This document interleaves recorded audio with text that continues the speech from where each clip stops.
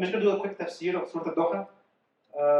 Before I get into it, I want to highlight the theme of the retreat and how it's a big part of it is about renewing your intentions after Ramadan and continuing the good deeds and actions that you do during Ramadan. So, one big part of that is knowing how to face issues, because we are always going to face issues inside and outside of Ramadan. And the Prophet himself, sallallahu alaihi wasallam, he also faced like much harder issues than we did.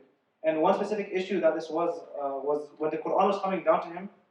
There was a period of time where he actually didn't get. It's happened multiple times, but there was a period of time. Some scholars say it was up to 6 months where he stopped getting Quran, stopped getting the revelation. And at that point, he was very stressed out. Even at some point, the wife of Abu Lahab, which is one of the biggest enemies of Islam, she used to taunt him and say, we haven't seen any Quran for so long. Maybe your shaitan has abandoned you. Stuff like that. It's kind of screwed up, right? And you hear something a lot, you hear something enough, you'll start to believe it. And if maybe you go to school and someone keeps calling you dumb every day, you go to school, you're dumb, you're stupid. You hear it over a few months. At some point, you'll start to think, maybe I'm dumb. Even if you're getting all A's, maybe he has a reason for calling you dumb. So the Prophet, he came home really upset that day, very, very hurt by what Abu Lahab's wife said. And at that point, Allah revealed the surah, which we're going to discuss, which is Surah Ad-Duha. So it's a very beautiful surah, and I love Fayyad's voice, so I'm going to have him recite the whole thing, and then we're going to go break it piece by piece, inshallah.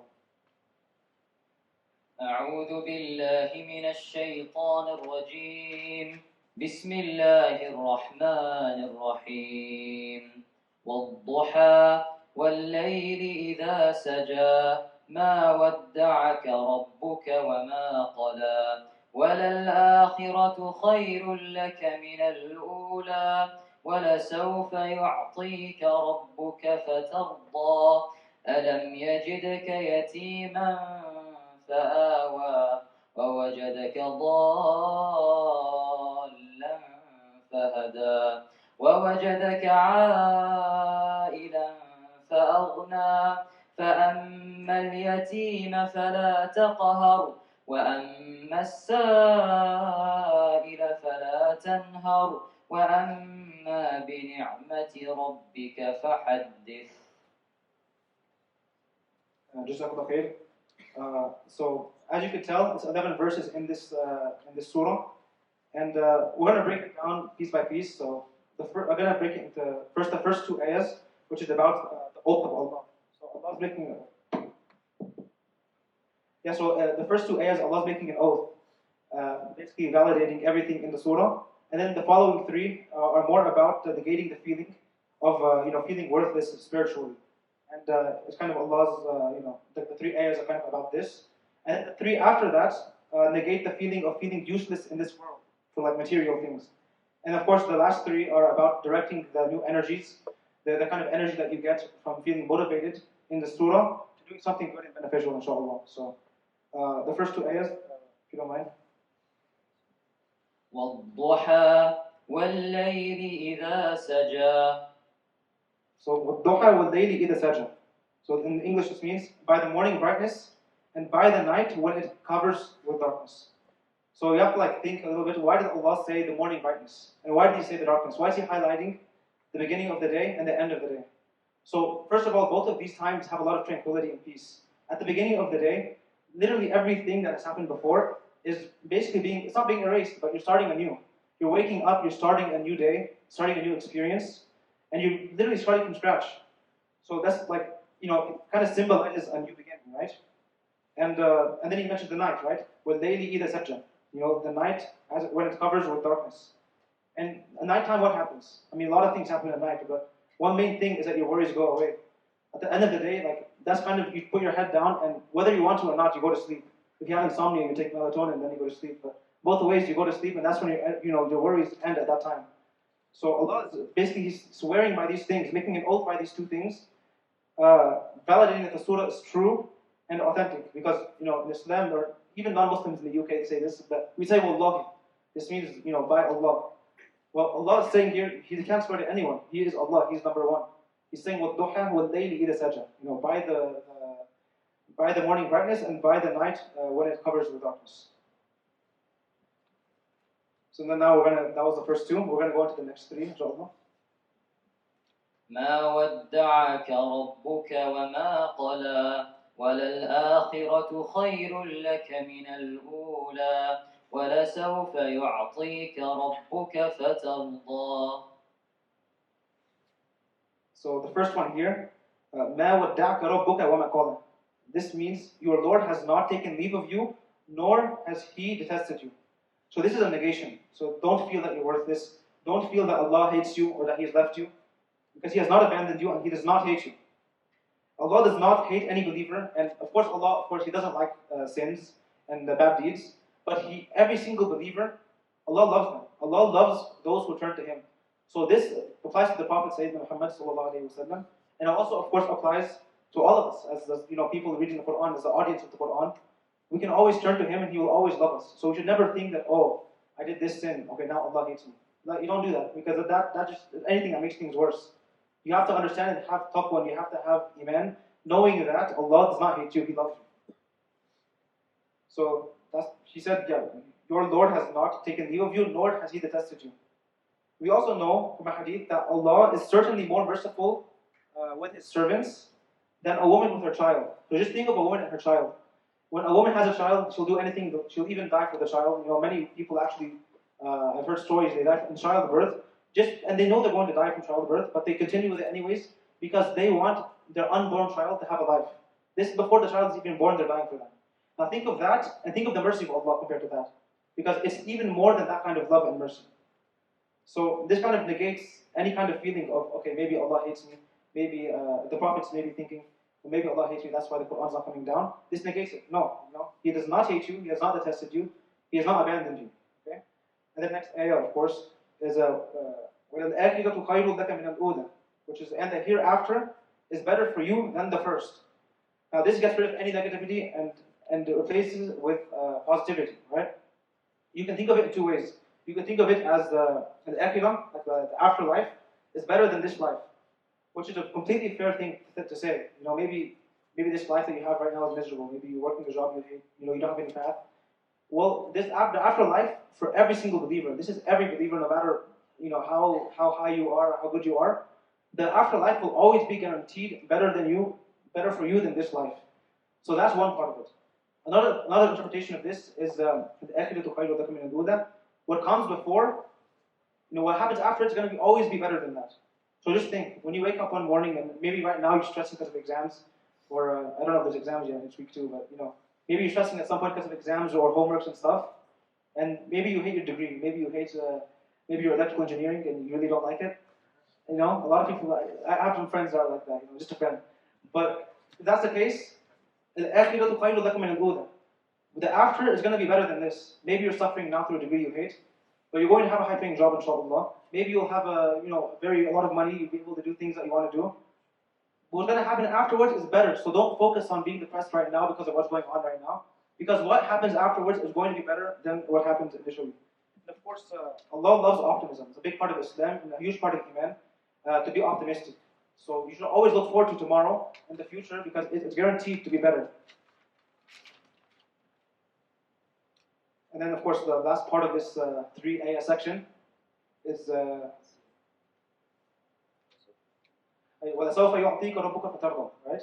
Your Lord is going to give you, and your Lord is going to give you, and you will be satisfied. Now, Allah is going to give you what you want. It doesn't say that, right? It says your Lord is going to give you, and you will be satisfied. So if you're making dua right now for something, maybe you're making dua for a lot of money, you're making dua for something very specific, and then it doesn't happen, that does not mean that Allah is not going to give you, and it does not mean that you're not going to be satisfied, because He will give you. Maybe He'll give you something that will make you happy, that will have an end result that you want. And at the end of the day, you'll say Alhamdulillah, because it gets a result that's better, and you will be satisfied. So just very careful looking at the wording here. It doesn't say Allah will give you what you ask for. Allah will not answer the dua specifically what you ask for. No. Allah will give you and you will be satisfied. Now, like I said, these 3 verses here, this section, it negates the spiritual feeling. So if you're feeling maybe spiritually you're not doing so well, maybe Allah hates you, and maybe right now you're in a time spiritually that isn't good, this negates any feelings, saying no, you have the future to look forward to, and Allah does not hate you, and He has not detested you. Now we have the next 3. أَلَمْ يَجِدْكَ يَتِيمًا فَآوَى وَوَجَدَكَ ضَالًّا فهدى ووجدك عائلا فأغنى. So the previous three were about negating or spiritual feelings that aren't very good, saying that you're trying to fulfill certain things that you don't think you're fulfilling. This is more now. This three ayahs that we just had Fayyad do, they negate feelings of worthlessness in this dunya, so more materialistic things. So this section actually is three rhetorical questions. And when you ask a rhetorical question, the point is not to ask the question wanting an answer. When you do a rhetorical question, you're trying to emphasize something and make something known. Like for example, if Sanjay comes to me from the wait list and says, Yusuf, can you add me to the wait list? Well, I tell them, didn't I tell you to sign up for a retreat a month ago? That's a rhetorical question, and I know that I told him that, and he knows that I told him that. But I'm asking anyways, just to emphasize it, to make a point out of it. Yeah? Sorry. It's about emphasis, it's not about asking it and wanting an answer. Sorry, okay, it's okay. Okay, so these three rhetorical questions in this ayah are doing the same thing, they're emphasizing something. So, أَلَمْ يَجِدْكَ يَتِيمًا فَآوَى. What does this mean? Well, it says, did he not find you an orphan and give you refuge? So Sayyidina Muhammad, this applies to him, because his mom died. Actually, before he was even born, his father died, then his mom died, then he took care of him, right? It was his grandfather. And then he died too, and then his uncle took care of him afterwards. So Allah always sends someone to take care of him, to look after him. So أَلَمْ يَجِدْكَ يَتِيمًا فَآوَى, like, I found you as an orphan, and I took care of you. That's not the translation, but that's like kind of an emphasis that we have here.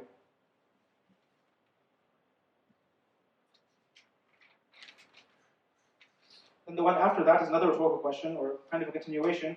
وَوَجَدَكَ ضَالًا فَهَدَى. وَوَجَدَكَ ضَالًا فَهَدَى. And he found you lost and guided you. The Prophet used to go to the cave. He would go and pray to Allah before Quran was revealed to him. He would ask him for guidance. He would ask him. He didn't know the truth. He wanted the truth. He wanted some kind of like signs. He wanted to know what's going on, and Allah guided him. And then, of course, the last ayah of this section is وَوَجَدَكَ عَائِلًا فَأَغْنَى. This means, and he found you poor and made you self-sufficient. So the Prophet, he had no money. He was very poor, and Allah gifted him. Now, some scholars say that by aghna, and this it means it's referring to the wealth of Khadija, because after he married her, he got wealth, he got a house, he got a spouse, he got income, and he had enough to make himself self-sufficient. So this is another example of Allah's blessings right now. So these three verses that we're doing right now is showing that when something bad happens, you have to look at the positives of what you have, right? Something bad happens, okay, maybe I haven't had a revelation for a while. Okay, that's a very serious thing, of course. But look at the blessings that Allah gave you. Okay, you were an orphan and someone was taking care of you.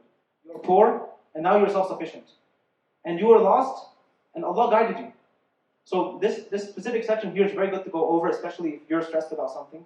And I actually think about this a lot, especially when I get stressed out or anxious, because you just have to look at the positives more than the negatives. It's kind of a beautiful thing.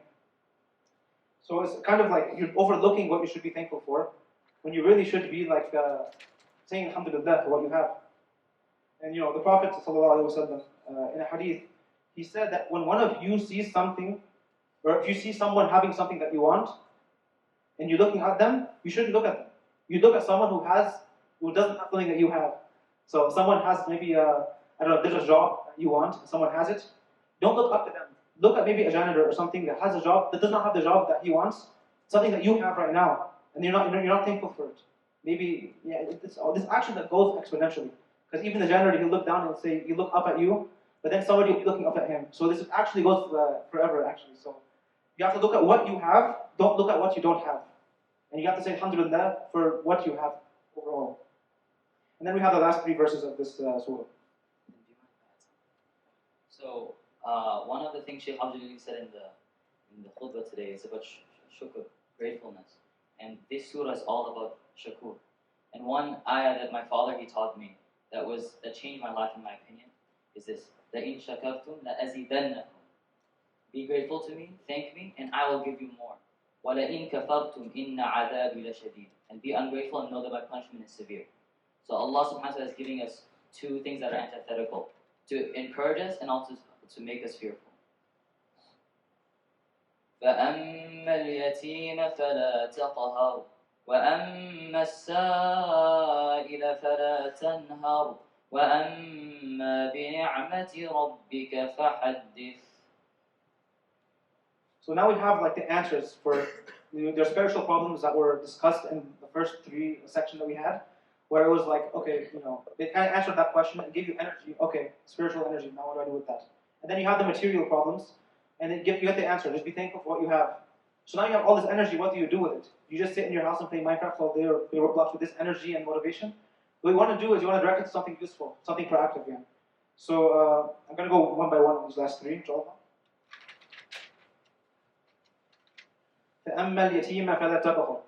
So as for the orphan, do not oppress him. This means be involved in the life of an orphan. In Islam, this is a very big thing that we have to focus on. And you need to be involved in the life of an orphan in a manner that makes them happy. And we know that there's one hadith, for example, a man came to the Prophet ﷺ, and he complained to him saying, I don't have any, my heart is feeling hard. I don't have khushu'ah. I don't have, I'm not feeling calmness of Allah in my heart. What do I do? And the Prophet ﷺ said, go find an orphan and wipe his head. And go find a poor person and feed him food. So this just shows how big of a part, he didn't say go do dua, go pray, do qiyam al-layl, don't go do, there are so many things he could have said. But he said to go wipe the head of an orphan and go feed a poor person. So this is something very important in Islam. And something we need to remember is to take care of people who are less fortunate than us. And specifically the orphan is somebody who doesn't really have many people, right? And in many cases, it doesn't just have to be an orphan, right? I mean, we get a lot of good deeds in helping people that need others, even in college. If you come to MSA, there will be people coming from India, from Pakistan, all these places. They don't have any friends, no family. They're coming in a new country, a new city, and just helping them and taking care of them, you'll get a lot of barakah on this. The next ayah is وَأَمَّا السَّائِلَ فَلَا تَنْهَرْ. As for the petitioner, do not repel him. This means don't repulse the beggar. If a beggar comes up to you, don't be rude to him. And I know maybe you live in San Diego your whole life and you don't really see the beggars out here, right? There are beggars maybe at one exit on Genesee Avenue, where I see them holding a sign saying I'm poor or whatever. And a lot of people they roll their window up and they keep driving. Okay, that one could say that's repulsing the beggar. Another could say maybe that's just you avoiding conflict or whatever. Okay, fine. But I'm telling you, there are other countries. Maybe if you go to Egypt, for example, you go to the mosque, and you'll park maybe 20-minute walk away, and from your car, a beggar will start following you to the masjid. And of course, it can get really annoying sometimes because you're just trying to hang out with your family, going to the mosque. They're following you to your car, and I see this all the time. But you'll find people reacting to these beggars, go away, get out of my face, insulting them, repulsing them, really, really rude. And these people are very unfortunate. It also happens on the street. Maybe you're at a stoplight, someone's cleaning your windshield because he wants to get money from it. I see the same thing happen there. People getting flipped off, people getting yelled at. This is repulsing the beggar very blatantly. That's something you need to avoid, and not something that you're not going to do. It's actually very called out in this ayah, right? Don't repulse the beggar. And then the final ayah of the surah is وَأَمَّا بِنِعْمَةِ رَبِّكَ فَحَدِّثْ. And as for the favor of your Lord, proclaim it, report it. So this has many, many meanings, many, many positive meanings here. So نِعْمَةِ رَبِّكَ, what does this mean? It's the blessings of your Lord. Now, this is a reference to the Quran and Islam in the case of Sayyidina Muhammad. Okay, you have all these problems and now you have this energy, you want to do something good, what do you do? فَأَمَّا بِنِعْمَةِ رَبِّكَ فَحَدِّثْ. Go put this energy towards Quran, Islam, going to the mosque, all this stuff. And this applies to all of us, of course. We have all these problems and we're giving the solutions in this whole surah actually. And I don't want to say that it's a replacement for antidepressants, because it's not, but sometimes it could be. And really when you have this energy, what are you going to do with it now? You're feeling motivated, your problems are solved materially and spiritually. I mean, one thing you could do, of course, you can go to the masjid, you can go volunteer, you can go just even learning and going to khatiras, going to Islamic courses, all that stuff. But we all have to be ambassadors of Islam and kind of embody this. So one more time, I'd like to have Fayyad do the whole surah. If you don't remember which translation or tafseer corresponds to what part, that's fine. But try to listen to it this time, knowing the meanings, the overarching theme and meanings of the surah.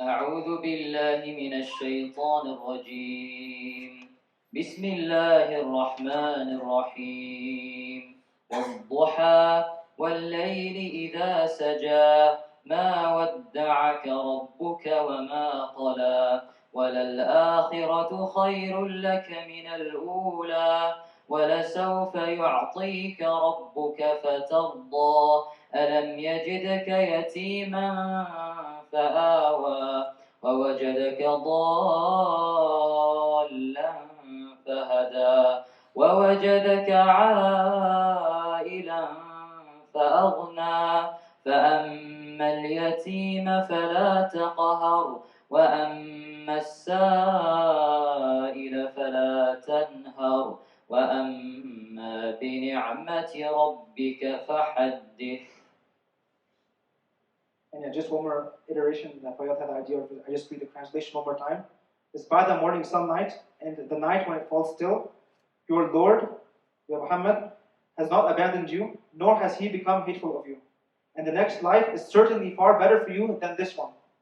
And surely your Lord will give you so much to you that you will be pleased. Did He not find you an orphan, then shelter you? Did He not find you unguided, then guide you? And did He not find you needy, then satisfy your needs? So do not oppress the orphan, nor repulse the beggar, and proclaim the blessings of your Lord. Jazakallah khair. Takbir. Allahu Akbar. Takbir. Allahu Akbar. Takbir. Allahu Akbar. So then next, the sisters will be going stargazing and the brothers will be doing jeopardy.